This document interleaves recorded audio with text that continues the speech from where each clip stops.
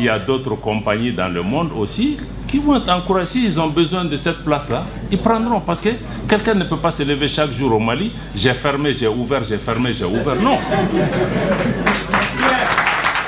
La Russie annonce dans un avenir proche la reprise des vols de la compagnie Aeroflot vers le Mali.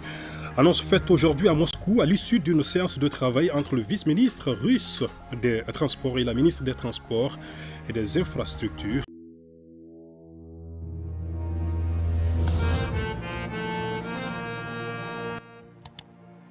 Salut cher ami, j'espère que tu vas très bien. Je voulais donc partager avec toi très rapidement cette information. Ça ne va pas être long, reste jusqu'à la fin. Donc, ça concerne bien évidemment la desserte de Bamako. Tu te rappelles de l'affaire de Air France qui avait décidé le 7 août dernier de suspendre unilatéralement ses vols. Et tu te rappelles aussi de la réaction des autorités maliennes. Depuis le 7 août jusqu'à aujourd'hui, Air France est suspendue donc, et ne dessert plus ni le Mali, ni le Burkina, ni le Niger. Et entre parenthèses, je ne sais pas si tu te rappelles ou bien si tu es au courant que Air France risque aussi d'être suspendue au Nigeria. Bon, les raisons ne sont pas les mêmes. Et nous allons donc voir dans cette vidéo ce qui se passe actuellement et qu'est-ce qui est en train de se faire pour que la place de Air France soit prise. Elle me semble être déjà prise, selon l'information que je vais partager avec toi. Et nous allons donc discuter surtout aussi voilà, quelle serait donc l'opportunité? Je me dis pourquoi on n'aurait pas une compagnie des États du Sahel qui commence à s'imposer donc au niveau national comme international. Tu me diras ce que tu penses par rapport à ça. Mais je te rappelle ce que disait l'excellence Abdoulaye Diop par rapport à la suspension de Air France. Et ensuite, je partage avec toi donc cette information qui me semble d'une grande utilité. Nous en discutons donc ensuite. Faites comme ça avant de continuer et n'hésite pas donc de t'abonner si tu n'es pas encore abonné sur cette chaîne. Allons-y, cher ami. On se lève une compagnie, vous avez des conventions. Il y a des gens qui quittent les États-Unis, ils sont dans l'avion avant d'arriver à Paris, tous les vols sont annulés, ils sont à Tunis encore, ils n'ont pas pu arriver ici. La compagnie se lève seulement, dit que nous on a fermé parce qu'on a des problèmes avec le Mali. Alors il n'y a aucun problème. Donc on a aussi mis la réciprocité, on a appelé Air France. Je dis que maintenant que vous dites que vous allez reprendre le 11 là, vous ne reprenez pas le 11.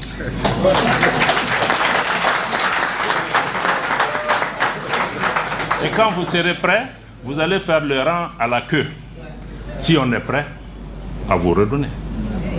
Et entre-temps, on leur dit que vous n'êtes pas les seules compagnies au monde. Il y a d'autres compagnies dans le monde aussi qui vont être encouragées. S'ils ont besoin de cette place-là, ils prendront. Parce que quelqu'un ne peut pas se lever chaque jour au Mali. J'ai fermé, j'ai ouvert, j'ai fermé, j'ai ouvert. Non.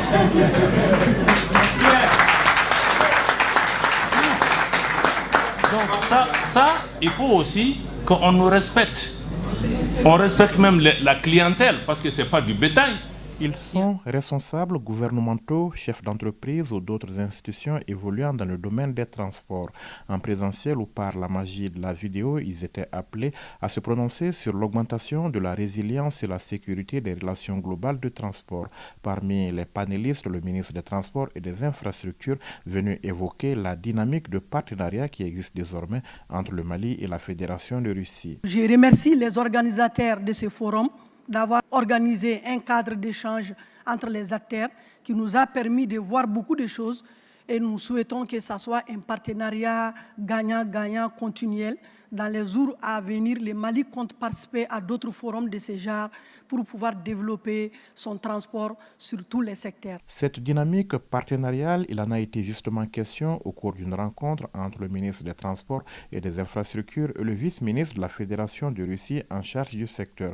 Une rencontre au cours de laquelle les priorités du Mali en matière de transport et l'appui de la Fédération de Russie ont été évoqués. Le ministère des Transports a une société qu'ils appellent RGD, c'est-à-dire c'est leur bras technique qui s'occupe de tout ce qui est comme études, de tout ce qui est comme développement et tout ce qui est comme réalisation par rapport aux infrastructures ferroviaires au Mali. En matière de trafic aérien, la compagnie russe Aeroflot pourrait elle aussi, dans un avenir très proche, reprendre ses vols vers Bamako. La question a été également évoquée. Pour rejoindre la Russie, on a certaines difficultés Parce que quand vous regardez, les temps de transit sont très longs. Ça varie de 9 heures à 17 heures souvent. Donc pour pouvoir embarquer directement à Bamako jusqu'à Moscou, le ministère des Transports de la Fédération de Russie compte rouvrir cette compagnie Aeroflot pour pouvoir nous faciliter la desserte de Bamako. Le forum Transport de Russie, qui a servi de cadre aux rencontres du jour, est un espace de réflexion dédié au développement et à la fonctionnalité des transports en Russie. Toutes les questions d'actualité relatives au secteur y sont débattues à travers des dizaines de conférences. Alors, qu'est-ce que tu penses de cette information? D'une manière générale, que penses-tu des rapports, en tout cas de l'évolution de la coopération entre la Russie, le Mali, le Burkina Faso et peut-être bientôt le Niger? Qu'est-ce que tu penses de cette coopération? Une bonne nouvelle que cette coopération évolue jusqu'au niveau de la reprise des vols voilà, de la compagnie aérienne russe vers le Bamako et peut-être bientôt vers Ouagadougou. Qu'est-ce que tu penses de tout cela? En tout cas, personnellement, je suis donc voilà, émerveillé par, j'allais dire, le, le sérieux de cette coopération et les fruits que ça porte, surtout l'impact que ça commence à avoir, que ce soit dans le domaine militaire, nous avons vu et nous continuons de voir comment donc, les FAMA augmentent en puissance et aussi les forces armées burkinabées aussi. Et dans le domaine économique, nous avons aussi appris dernièrement le fait que donc, la Russie va construire donc, des centrales nucléaires voilà, au Burkina Faso et au Mali également.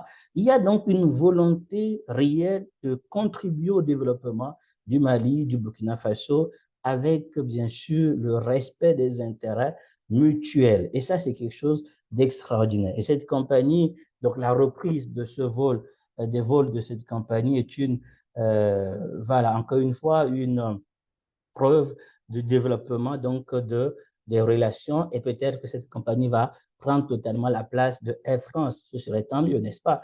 Mais ce qui serait idéal, j'espère que c'est un projet qui est une compagnie des États du Sahel. Voilà.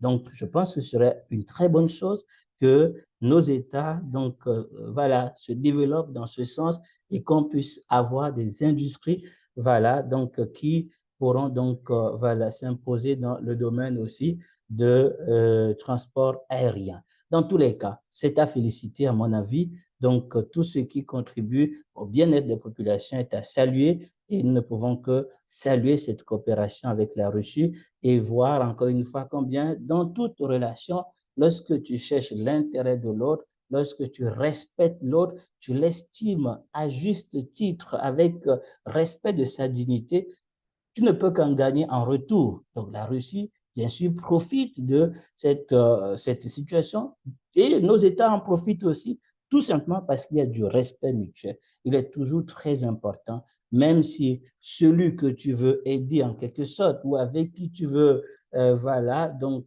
avoir un partenariat semble être inférieur, impuissant à ton égard, que tu le respectes parce que rien ne vaut le respect même si, bien évidemment, donc la personne n'a rien ou ne peut rien faire selon toi, lorsque tu lui manques du respect et que cette personne se soulève, c'est toi qui vas perdre. Et c'est le cas, bien évidemment, de la France aujourd'hui. La Russie a bien évidemment une très bonne stratégie et nous devons donc nous inspirer de cette stratégie, de cette attitude pour développer nous développer dans nos vies personnelles, professionnelles, dans tous les cas, pour être excellents dans tous les aspects de nos vies. Voilà ce que je voulais partager avec toi, avec une grande joie d'apprendre ces évolutions, donc ce soutien constant, en tout cas cet accompagnement de la Russie pour développer nos pays. Et voilà, donc souhaiter un plein succès à une telle coopération respectueuse et profitable pour nos pays. Qu'est-ce que tu en dis? Ton avis en commentaire. Je te retrouve très prochainement pour de nouvelles vidéos. À très bientôt. À très bientôt. Dieu te garde. Au revoir.